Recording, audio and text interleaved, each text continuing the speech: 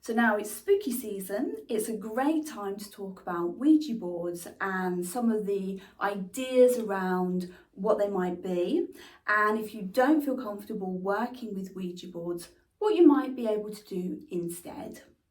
First of all, the way we pronounce Ouija, when it's a combination of the two words for yes in French and German, isn't quite correct, but this is the accepted way that most people say it, so I'll continue to do so. As we know, it started out as a bit of a game. It was sold as a board game, and you probably will still find it in shops within the board game area. It's not something that is necessarily taken as seriously as some of us may want to take it. Now what you do is you have a board with letters on, sometimes things like yes, no, live, die, and then you have what's called a planchette. And this planchette is a piece of wood that basically you then move around the board. And the idea is that everybody puts their fingertips on at once together in order to then push that round, and that's seen as one person not leading it. And it's even better if you have your eyes closed while you're going from number to number. I have used Ouija boards. I've used them both as an adult in a pagan witchcraft context, but also as a teenager. I was even in trouble at school for using a homemade Ouija board during lessons. Not recommended.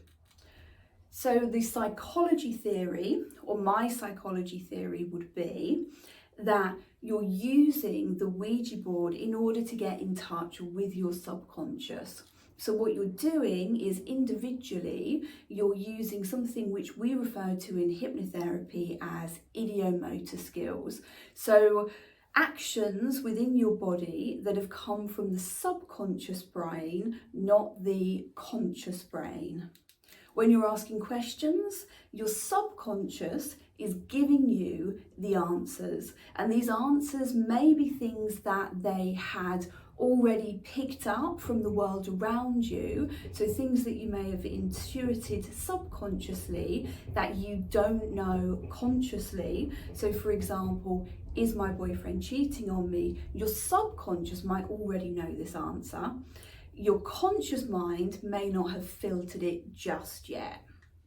However, the subconscious mind is also the place where all of our stored beliefs live. The subconscious is the place where we do things without our conscious mind having to take over.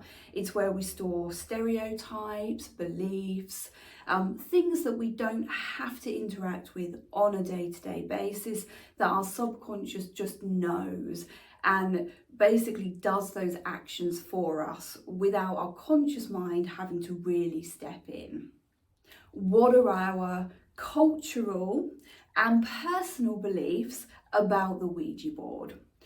These in general tend to be scary, Satan, devils, damaging, and therefore the words that our subconscious are pulling out for us when we're using this planchette tend to be more of the scary words. So even as witches who've created a beautiful safe space to work in, who are approaching with respect, still recognise the Ouija board as something that's associated with teenagers being scared. So it will still remind us of those words. And therefore that's why even when you're approaching a Ouija board with such respect, all of the words that I can't list now because YouTube might kind of ban me for doing so, those are the words that are gonna come out. So what if you don't believe that it's the subconscious? What if you believe that it's spirits and entities talking to you instead? So as a witch, I also seek to talk to other. I do things like seeth, I do things like working with the ancestors and with deities via journeying. So I too have this esoteric or exoteric version, this occult idea about what I might be talking to and what I'm trying to communicate with via something like the Ouija board.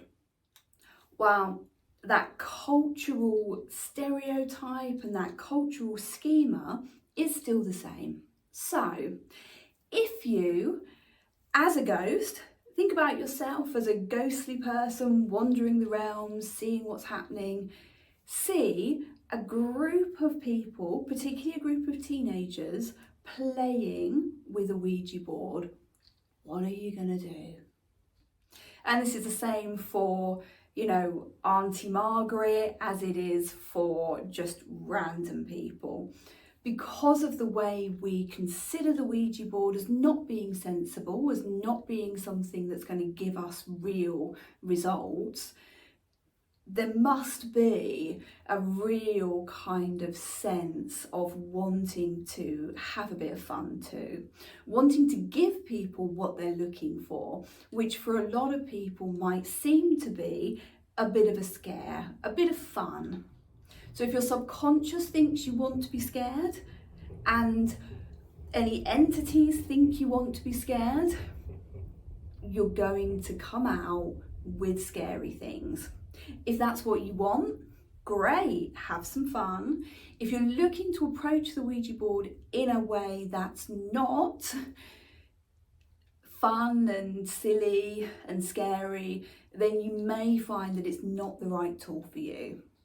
And that's before we've even started to look at the concept of just opening the door to the spirit world as a big kind of invitation and inviting spirits or ghosts or people who want to talk into our space. So if we wanted a party, we wouldn't open our front door and say, come in, anybody, come play.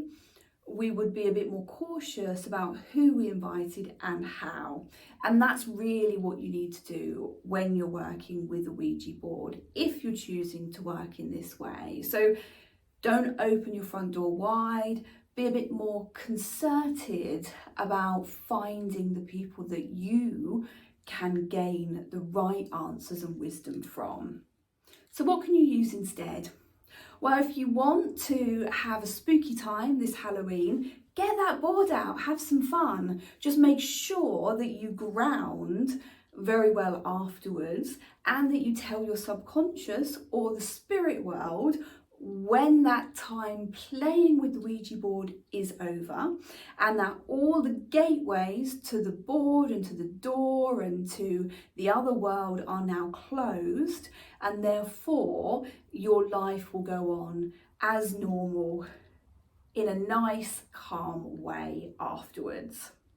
If you want to get in touch with your subconscious and get wisdom from the other world about things like questions about what you might do in the future, whether your boyfriend's cheating on you, whether you'll win that competition, all of these things, then I can recommend absolutely working with the pendulum. The pendulum's a really good way of getting in touch with that extra information.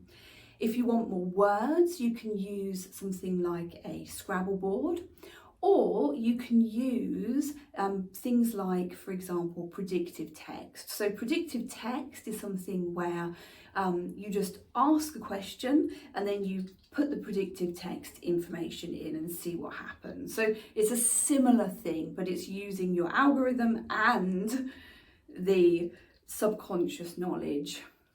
You can also, of course, use things like runes to spell out words, or you can use things like tarot cards. If you want to communicate with the spirit world, then a much easier way of doing this would be by using more of a trance state. So not for beginners and probably not for teenagers who may have played with a Ouija board instead, but you can use something like mediumship, you can use channeling, you can use channeling while using a pendulum, so you can feel the channel of whatever spirit you want to talk to or deity you want to talk to, and ask it to communicate with you through your ideomotor responses, so your unconscious, subconscious responses, via a pendulum. You can still use predictive text, or you can use a trance state to then do journeying, either with a drum journey or with a hypnosis type thing, in order to take you to a space where you can talk to the ancestors or deity or spirits or whoever you are looking to communicate with. And again, it's not about opening that door really wide and saying anybody. It's about being that little bit more specific about who you want to talk to and about what.